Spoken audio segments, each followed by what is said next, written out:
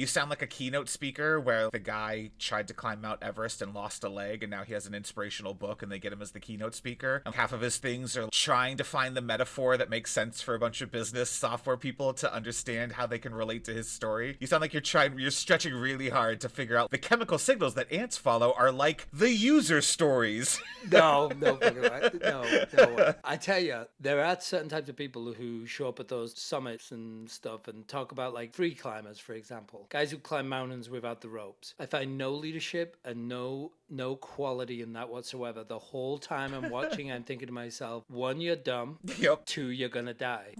Yep. Because the guy who was best at it before you is dead, and that's why you're now the best at it. Right, exactly.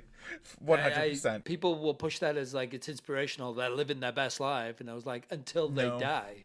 Right. Mount Everest has turned into a literal graveyard because it's too cold to recover the bodies. Mount Everest is literally just piled in bodies. At this point, if you try to hike Mount Everest when you get towards the top, that might not be a rock that you're grabbing onto. It's bad. It's bad. Sorry. It's just the whole meat popsicle thing popped in. Like, well, yeah. What is the meat popsicle thing? Well, you could just break off a finger and suck on it for some protein? Oh, all right. I'm gonna have to edit that out. Yes.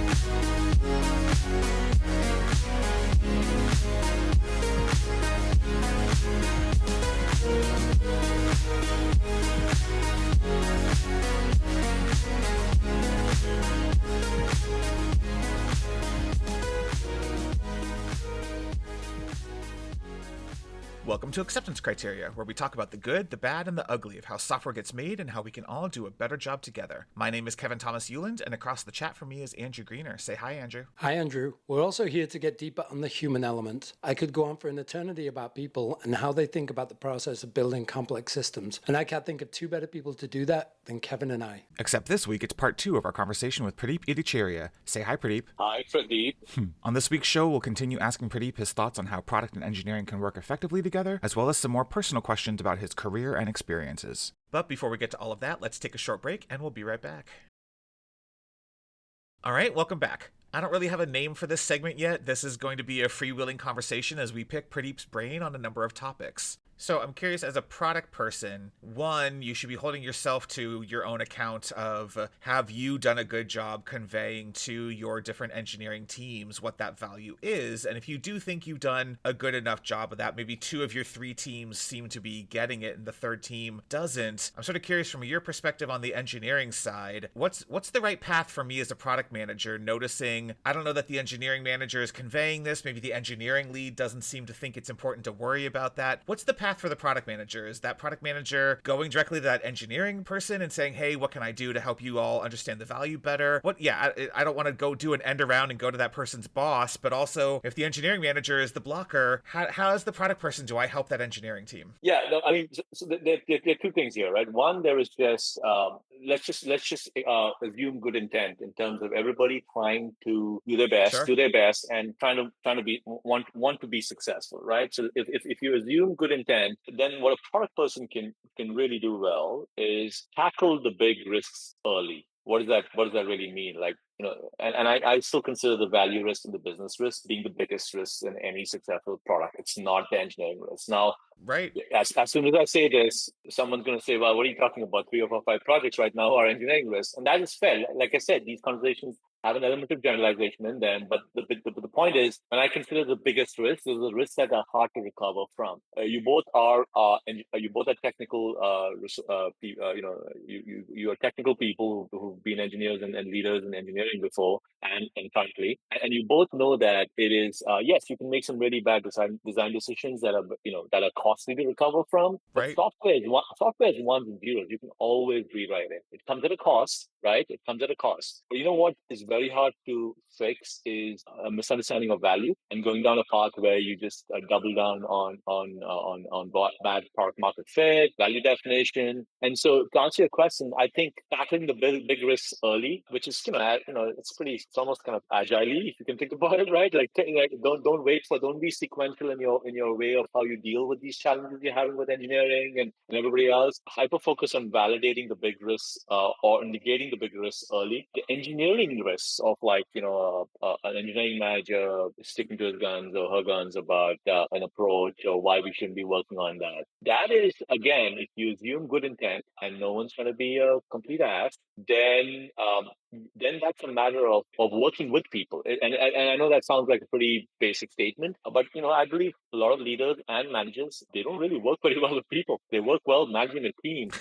Have them kind of work Right. with anybody that's not directly managed by them, or they don't have that span of control, and then all the wheels fall off the bus very quickly. And I think this is where I feel this is also it's a career limiting aspect for a lot of strong engineering leaders and product leaders, having to work with people who are not in their span of control. Anyway, so to answer your question, tackle the big risks early. Try to negate those risks earlier. I still believe business and value risks are the biggest risks. And then when it comes to delivery, which is engineering, usability is also there. I don't want to negate usability. Usability is very critical in the kind of stuff we all do. So, but no means is UX and CX, customer experience, not important. But those are again risks that you can kind of recover from at a cost. And so if a product manager can constantly communicate clearly as to how they are managing those big risks early, what everybody else will see is a lack of not a lack, but a exact opposite. A lot of clarity on what's the value, why is it important,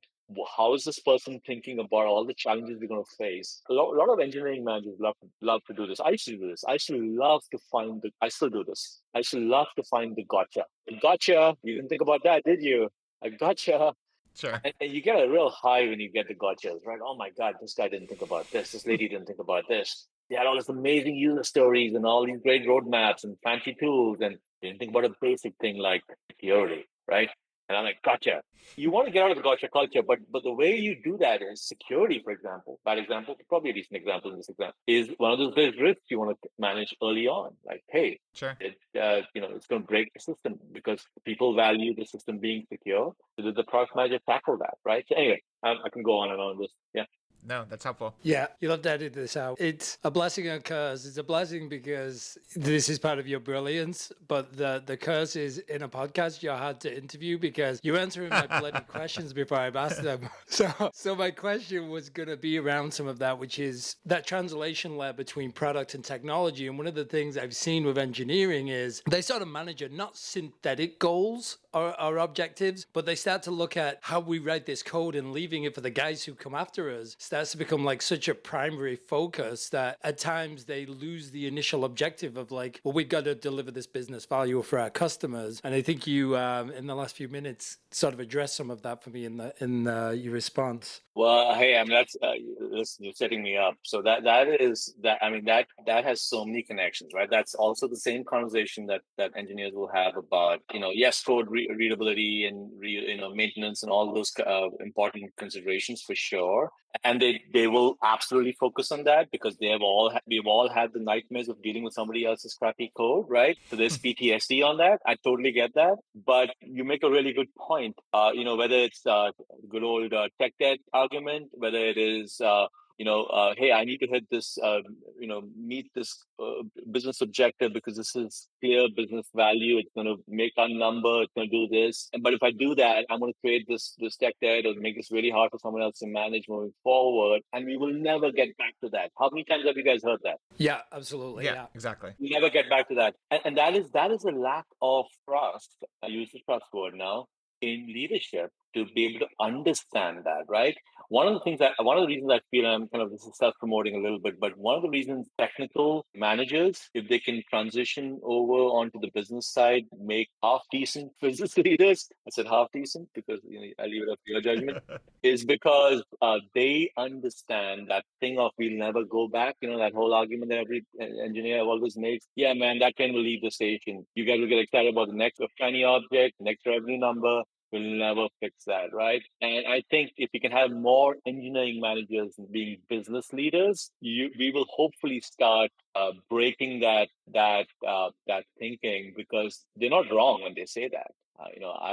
I've dealt with that. The other direction of that too is maybe it's not the other direction, but the one of the middle grounds of that is the technical product manager who either started in product and got it technical, or started on engineering side and became product. But one way or another, that person who can be involved in the day-to-day trade-offs and be able to help the engineering team realize there are solutions to that problem that are, yes, having the business better understand it, but there's also solutions to that problem, which is you purposefully build the feature in such a way that the MVP actually is not generally functional. It is only functional for the MVP use case. And so you didn't write the crap code, you just didn't write enough of the code. And like, there are ways that we've done this, Greener and I, at a couple of startups, where like the answer is we built the version of the thing that got sold to the client and only worked for that client. And so now there was no like, oh, we now have the crappy version we have to live with for the next 6 months. It was, you don't have another version that you can live in. We did not build for you the version that's crappy that you can now sell to other people. Right. We only built for you the 40% that could then be enough for that client, and the rest still needs to happen. Like, a creative product engineering partnership actually helps you. I don't know, this sounds kind of cynical. Like, I purposefully screwed the business a little bit to make sure that we didn't get screwed later on. Like, I don't know, you can get creative and find interesting ways to do that when you have the right people in the room brainstorming that stuff. Do you think there's a fundamental difference between being an engineering team in a technology company versus a business company? Because if I look at it as an ex-engineer, I would think to myself, there's a lot of value in looking at the code and all the extra effort, and where engineering managers can tend to get distracted and create those new goals for themselves. Is it fundamentally different between working in a business sector and a technology sector? Absolutely. And I'll go a step further. There's a fundamental difference, and I'll answer your question too as I do that. There's a fundamental difference between being a technologist working for a company that sells technology products versus being a technologist for a company that builds technology for internal consumption to drive business outcomes. It could be services, it could be internal tools, it could be, and then there's absolutely, even in the product companies that build technology products, there's a difference between companies that build technology products for other technology companies to use, and companies that build technology products as an offering. For example, our company would be a technology company as an offering. We don't build specific, like we're not building an IDE for people to build software on, right? So, and I think the big difference comes from this, right? First, I'll do the product versus services kind of thing.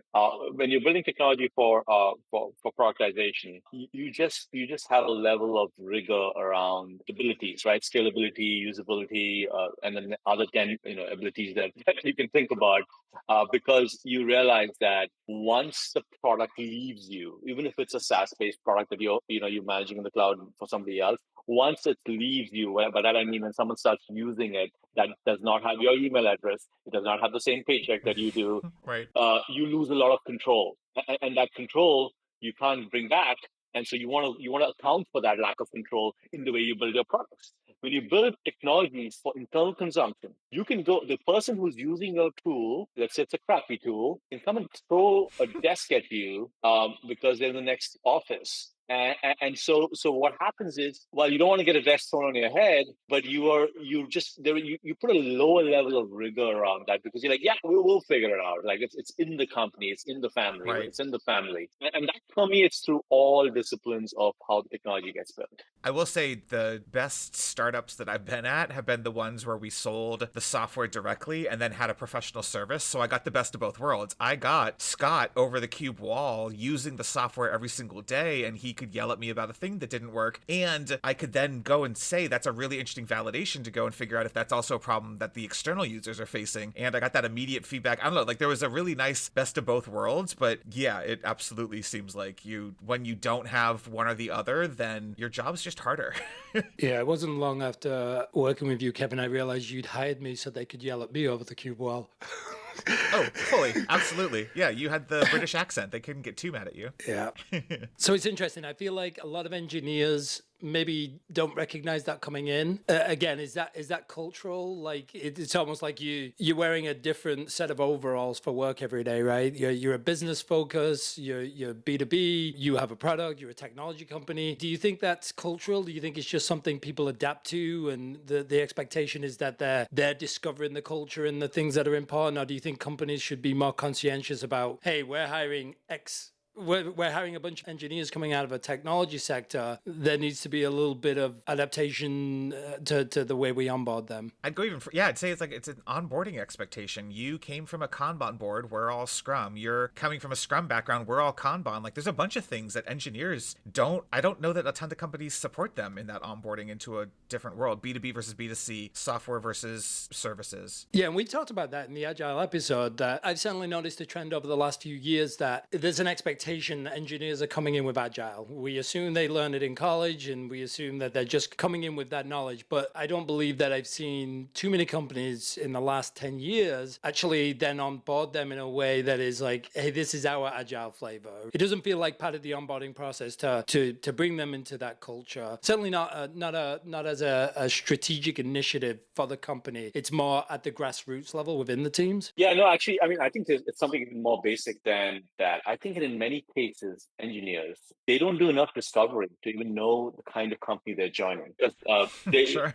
they actually, and again, this is not, the company gets positioned as a technology company, but researching what the company's business model is, do they sell products? None of that, and if you read the job description, it'll read like a job description of any technology company, right? You're working with these tools. We're an agile shop. We do this, we do that. So just basic discovery. I would suggest every engineer at every level, at a minimum, try to understand how does the company make money, and before they read the job description, right? There's that basic discovery. That's number one. Number two is, this is interesting. It has evolved over the last couple of years. But when you think about just what the roles are called, the companies still call a lot of internal app team roles, like engineering, where you're building stuff for internal consumption, as IT roles. Have you seen that? Like where the position will be called IT developer, IT this, and it's nothing to do with IT as maybe the few of us understand IT, even though there is now a lot more development in IT with infrastructure code and everything else. But this is none of that. This is just application teams that are internal application teams that get classified as IT.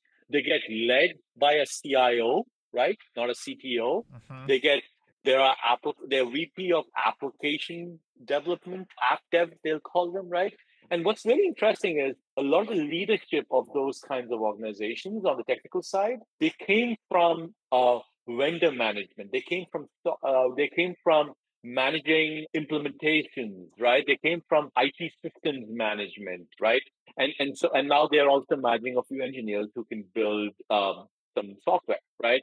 And so I think it is important to understand what the business does, how do they make money, where is your role reporting into an organization, what does your boss's or your manager's experience look like, because all that matters. All that matters in the kind of experience and exposure you're going to get and the kind of growth you're going to have. I like how he totally turned your question around on you. It's not the company's responsibility. It's the engineer's responsibility. Yeah, I actually like that. And it made me think of two things. One, I remember being a junior engineer in a big company, a financial company, and we'd often hear the senior and the executive layer talk about how we're a technology company and we're a fintech. And I hear the grumblings of the senior engineers around me saying, we're not a technology company. We're a financial company that has technology. And as a junior engineer, it was very difficult to understand. And again, I don't think it's not something those senior engineers could have neatly encapsulated into here's why they're wrong, right? I think it's something you had to live, and you get to this point in your career and say, I finally understand the difference between a technology company, right, and a financial company that has a tech division. So that's interesting. I do like that what you said too, and we had talked about this in a previous episode. Those internal development teams, they sort of feed, and from previous conversation, we talked about how they feed off of almost scraps at times. They start to use automation, built-in automation tools that come with their cloud services and RPA, and they're not funded in the same way the business roadmap is funded, right? Yeah. So I think there's an interesting distinction between like the sort of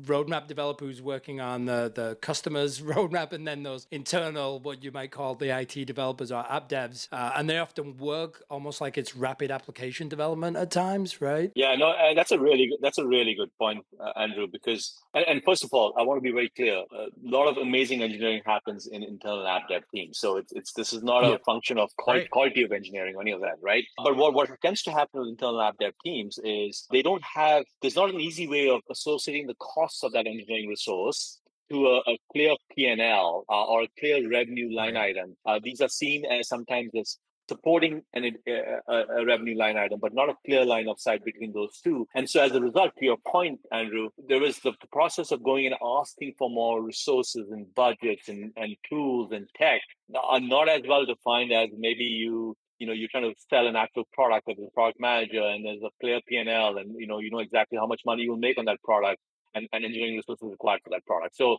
some of this is also this financial engineering and financial structuring. All right, next up, we've got some questions for you about just sort of the man, the myth, the legend. What makes Pradeep tick? So I think you're currently running a significant portion of our business, and I think this was an interesting question we got out of a list of like questions for CEOs. But when and how will you know if you're not the most qualified person to be running the company as it continues to grow and scale? Do you, like, I know I can do startups and I can be the person in charge of a startup, but as soon as you get to like 20 plus people, I'm not the right guy. I need people around me, and then I can sort of jump into the type of role I'm in now in a much larger organization. Do you think like do you know what your range is? Are we going to get to another, I don't know, 500 people and then you're tapped out and that's no longer the size of company you want to run? Like, how are you going to know when this is no longer the right role for you? Yeah, that is a curveball for sure. Well, sorry, before you answer too, and you don't have to answer it in the current sense. It's more of a yeah, it could be answered in a general sense for leadership. Right, absolutely. No, so to be honest, for me, it's not the size. Keep in mind, I don't want to kind of oversell what I've done. I'm the president of this group right now, but in the past I've been a CTO, as you rightly called out early on, right? So it's not that I've been running entire P&Ls for the last 25 years or anything like that, right? So for me, it's not the size of the company. It's more to do with the phase of the company. By that I mean, and also is the company working on stuff that is interesting. I know that sounds pretty obvious, but I'm going to explain. So the phase of the company is I am a growth-minded person. I'm not one for posting in a setup where you're doing incremental things here and there, and it's a good job, and you're still in a leadership position, and that is not interesting. Not because I don't like to have an easy day once in a while, but more because it's just not challenging. So as soon as I feel that or sense that you're just part of this big system, and now you just have to make sure that thing doesn't fall off the rails, and that is not a very interesting. So the phase of the company is super critical. Very growth minded. It could be a company that's doing $5 million in ARR, and you're trying to grow that business, or it could be a company that's doing, I don't know, a couple of $100 million in revenue, and you're trying to grow that business. So growth of company, phase of company is super critical. The other thing that I'm so out of my depth in so many areas, even in the work that I do right now, and if I believe that I am not able to fill the gaps in my own knowledge and experience with the right team, because either I've not been able to hire the right team, or I'm constantly tracking out with my hires, and the gap persists where that hole remains, very self-aware that I'm going to mess it up. And as a result, someone else who probably doesn't have that gap has a better chance of succeeding. There are areas that I like to joke, and you guys have heard this before. The areas where I've stayed at a Holiday Inn Express, and so I'm an expert at a very high level, right? But and those areas, I need to find other people who are way smarter than me, and if I can't do that, then I will absolutely fail. I think everybody will fail. I have a pretty decent understanding of that feeling because I've had that in CTO roles in the past, and so Yeah, so create a company. Do I have the team that can fill from that can cover for my gaps, which are many, and if those two things don't sit right, then time to move on. Interesting. So maybe we could give a little bit of preface, which is I think this podcast, if it's about one thing, it's about AI. If it's about another thing, it's about how we have some frustrations with Agile and Scrum. And so I think we've talked about, is there a future version of Agile? Is there a better way to, some of the principles make sense, some don't anymore. Is there an Agile 2.0? And so I would be curious. The two-word question statement in the document was just defend Agile, but I won't put you fully on the spot. Do you think Agile has room to improve? Would you want to work with us on what's the future of Agile? Or do you think Agile is great and we just fully misunderstand what it's trying to do? Oh boy. Huh. Um, Listen, I without going into the manifesto or which parts have to evolve and how agile could survive with more traditional planning and everything else around that. Here's what it is, right? In my mind, it's about flexibility. We just got to keep that in mind, which is agile was all about flexibility. It wasn't about speed, right? I think everybody knows that, but it gets lost sometimes in so many of the conversations. In the word agile, it throws people off, especially for those where English is not a first language. You very easily would think it's a speed thing and not a agility thing. So as long as whatever 2.0 looks like allows companies to be flexible in how value gets delivered through engineering efforts. It doesn't have to just be building stuff in engineering. It could be absolutely stuff that has nothing to do with engineering. It could be a system, a process, a method for feedback loops and for people and stakeholders to engage with each other to make sure that they are testing and learning. I'm throwing all the words that we all talk about every week, even in our current business. So 2.0 or 3.0 or 5.0 of Agile should be all about going back to that basic premise, which is what methodology supports the most amount of flexibility in a world where I believe the whole value conversation we had early on is going to get harder and harder with more competition with I'm going to bring an AI into this too. With AI potentially changing a lot of the build versus buy equation of like everything technology companies do moving forward, Right. flexibility around thinking and value definition and how that is delivered and tracked across stakeholders, both technical and non-technical, is what we should be focused on. Whether it's Kanban, what methodology of Agile or Scrum or people, printing posters of the Agile Manifesto and then underlining words and then kind of having entire symposiums about those words. I'll leave that to people who've made a life out of Agile, right? Because you've got to realize that Agile is a commercial business too, right? I mean, a Right. lot of their entire industries and people's entire careers are based on Agile. Agile is an awesome thing if done right. But a lot of the people, a lot of the pushback around change comes from the same pushback you have from farmers who now don't want to reskill themselves because they don't like what big agri-tech is doing with engineering. It's a skill reskill conversation, and a lot of that comes with people now sticking to their guns about the original manifesto. Even the Constitution has changed. I think it's time for the manifesto to kind of like maybe evolve and but keep the flexibility thing in mind, because that's the thing that makes the most sense to me in this whole conversation. Awesome. Can't believe you brought up the Constitution. Oh boy. Just telling you, man. Like people, again, people will print the Constitution in books and just thump it on desks, but they don't realize the number of they don't realize number of amendments that have happened to the Constitution too. And I'm not even someone who knows the Constitution that well. I just, like I said, I read a few things, a couple of pages, and now when I Yeah. No, I love it. I love the comparison. If you had one do-over in the last 3 years, what would you do over? and one do in the last 3 years, what would that be? See, the reason this is a tricky question is the last 3 years talk about the company we're all at right now. So any do Sure. so I would suggest let's not talk about this question. Okay, so over your entire career, if you had one do-over, what would that be? Oh yeah, that's an easy one. So I would have absolutely, and my co-founder would say the same thing. Sometimes there's a degree of hubris that comes in when two people, like-minded people, smart people, get into a room and come up with a business idea and are able to get validation from people who are willing to give you money for that business idea. And then you go down a path and you sometimes don't do the value validation that we just talked about, the big value risks early and often. So the biggest tool would have been, we would have probably done a lot more market validation with this idea we came up with.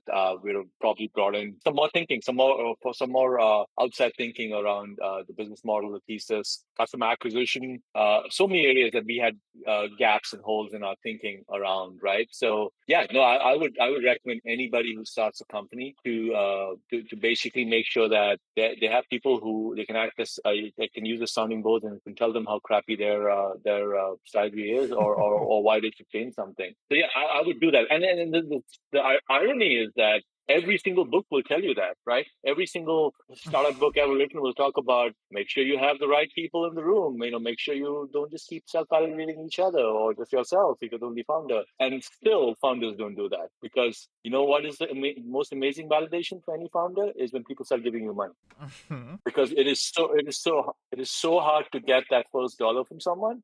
But as soon as that dollar comes in, you just feel like, you are the smartest person in the room. And you mentioned hubris. Do you think there's also an element of blinders, which is people not wanting to hear when their idea needs reshaping just through fear? Like I worked with a lot of people who were going into startups, and I'd often look at the market and say, hey, you're not worried by the competition, or have you looked at your competitors? But they almost didn't want to acknowledge that there were competitors because going in with the blinders was sort of reinforcing, like, I just don't want to know what the competition is. Like, that's going to slow me down. It's going to take away my energy. Did you ever experience that? Absolutely. So, when you think about, there's again, I'm going to throw a book at it and I'll answer the question.